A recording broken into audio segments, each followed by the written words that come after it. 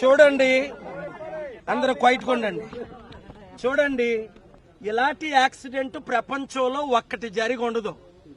ఇది యాక్సిడెంట్ కాదని, హత్య అని పూర్తిగా నిర్ధారణ అయిపోయిందని ఎక్స్పర్ట్స్ చెప్తున్నారు. ఒకటి, ఇక్కడ పోస్ట్ మార్టం చేసిన ఎవరు ఆయన హెడ్, ఆయన ఎందుకు రాలేదు? రాజుగారు అసిస్టెంట్ సూపరింటెండెంట్ ఏరి నన్ను లోపలికి పంపించి మీరు డాక్టర్ మాట్లాడతానని వెయిట్ చేసి బాడీని తీసుకెళ్లి నన్నే మీరు మోసం చేస్తున్నారంటే ఇది కేవలం కుట్రపూరితమని నేను సుప్రీంకోర్టు వరకు వెళ్తాను, ఏపీ హైకోర్టులో ఫైల్ చేస్తాను. చంద్రబాబు నాయుడు గారికి నేను ఒక మనవి, దేవుడు క్షమించడు. ఇది గాని అన్యాయం జరిగితే చంద్రబాబు నాయుడు గారు లక్షల కోట్ల సంవత్సరాలు నరకం మీకు తప్పదు. దేవుడి గురించి మీకు తెలుసు కదా, దేవుడు సత్యం తెలుసు కదా మీకు. రెండోది, రెచ్చగొట్టే ప్రసంగాలకి మీరు ఎలా పర్మిషన్ ఇచ్చారు? సనాతన పేరుతో ఎందుకు రెచ్చగొట్టడం? ఆ తర్వాతే ఇది జరిగింది. అర్థం చేసుకోండి. మిమ్మల్ని ఇప్పుడు రిక్వెస్ట్ చేస్తా, 72 అవర్స్ తర్వాత ఏం చేస్తానో మీరే చూస్తారు. ఇది పోస్ట్ మార్టంలో హత్యగా తేలితేనే లక్షల కోట్ల మంది దేవుని బిడ్డలు శాంతిగా పడుకుంటారు. ఎవరు చంపారు? ఎందుకు చంపారు? ఎలా చంపారు?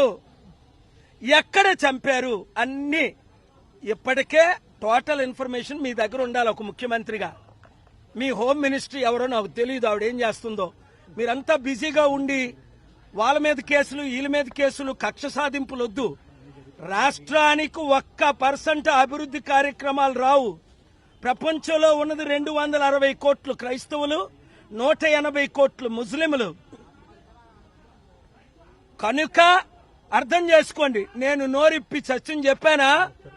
ఎవ్వడూ ఇన్వెస్ట్మెంట్ తేడు రాష్ట్రానికి. ప్రెసిడెంట్స్ రూల్ తేవాలా? మీరు ఇది సత్యాన్ని బయట పెడతారా? ఎందుకు సీసీటీవీ కెమెరా ఏది? ఎక్కడ పెట్టారు సీసీటీవీ కెమెరా? క్రైమ్ సీన్ ఏది? ప్రొటెక్ట్ చేశారా మీరు? ఫెయిల్యూర్ చీఫ్ మినిస్టర్దే కదా, డిప్యూటీ చీఫ్ మినిస్టర్ పవన్ కళ్యాణ్దే కదా. దేవుడు క్షమించడండి, నేను క్షమించనండి, కోట్లు ప్రజలు క్షమించరండి. ఎవరు చంపారు? యూపీ నుంచి తీసుకొచ్చారా? మహారాష్ట్ర నుంచి వచ్చారా? మన తెలుగు వారు చంపారా? సీసీటీవీ కెమెరాలో ఒక చిన్న బిడ్డ మిస్ అయిపోతే సీసీటీవీ కెమెరాలు ఉన్నాయే అంటే ఇది గవర్నమెంట్ ఫెయిల్యూర్ అనే కదా. మీరు సీసీటీవీ కెమెరాలు ఫుటేజ్ ఎలా డిస్ట్రాయ్ అయిపోయింది? వీళ్ళు అడుగుతున్న ప్రశ్నలకు నేనేం జవాబు చెప్పాలి? అందుకనే నా ఇన్వెస్టిగేషన్ నేను చేయిస్తే ఇక్కడ ఉన్న వారి ద్వారా ఇది హత్యనే క్లియర్ గా తేలింది. మీరు ఎవరినో మేనేజ్ చేయగలరు, దేవుణ్ణి మేనేజ్ చేయలేరు. చంద్రబాబు నాయుడు గారు కేఏ పాల్ని మేనేజ్ చేయలేరు, సత్యాన్ని మార్పించలేరు. ముఖ్యంగా చెప్తున్నాను, ఐఓ ఇన్వెస్టిగేషన్ ఆఫీసర్ అండ్ డిఎస్పీని ఇప్పుడు కలిసా.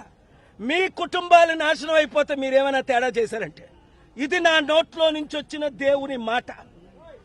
అలాగే పోస్ట్ మార్టంలో తేడా చేసిన వారందరూ దేవుడు కళ్ళు కప్పలేరయ్యా. ఇది హత్య అని పూర్తిగా రుజువు అవుతుంది. మీరు అనౌన్స్ చేయండి, లేదా మీరు అనౌన్స్ చేసేటట్టు మేము అనౌన్స్ చేస్తాం. Thank you very much. 1000 మందికి, 1,00,000 మందికి చెప్పండి, ప్రవీణ్ హత్య ద్వారా ఈ రాజమండ్రి, ఈ రాష్ట్రం, ఈ దేశం బాగుపడాలి. లక్షల కోట్ల మంది చూసారా శాంతి అనుభవించాలి. ఎవరికి అన్యాయం జరిగినా, స్టీల్ ప్లాంట్ వాళ్ళకి అన్యాయం జరిగితే నేను సహించలేదు. కామారెడ్డిలో అన్యాయం జరిగితే కేసీఆర్ మీద కేసేసి గెలిచాం. రైతులకు 1000 కోట్లు కాపాడాం. మనం అన్ని కేసులు గెలుస్తున్నాం. నన్ను చంపేయాలని చూస్తున్నారు. అసలు నేను కేఏ పాలనో కాదో వాళ్ళకి తెలియదు.